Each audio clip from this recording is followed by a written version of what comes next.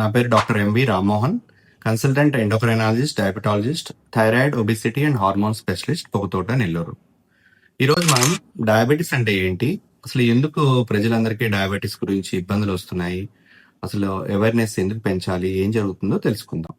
So ఈ మధ్యకాలంలో last 15 ఏళ్లతో పోలిస్తే యంగ్ పేషెంట్స్ కంటే లెస్ దాన్ 40 ఇయర్స్ వాళ్ళకి ఎక్కువ డయాబెటీస్ కనపడుతుంది. ఎందుకు ఇలా కనపడుతుందంటే దానికి చాలా కారణాలు ఉన్నాయి.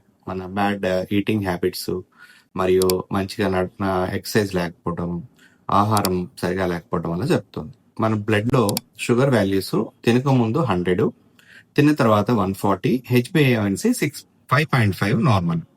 ఎప్పుడైతే ఈ 100, 125 దాటినా తినక ముందు, తిన్న తర్వాత 140, 200 దాటినా, హెచ్బిఏవన్సీ 6.5 దాటినా మనం డయాబెటీస్ వచ్చిందని డయాగ్నోస్ చేస్తాం. అంటే మన బాడీలో ఉన్నటువంటి రక్తంలో ఉన్న బ్లడ్ లో ఉన్నటువంటి షుగర్ వాల్యూస్ అవసరమైన దానికంటే ఎక్కువ ఉంటే దాన్ని డయాబెటీస్ అంటాం.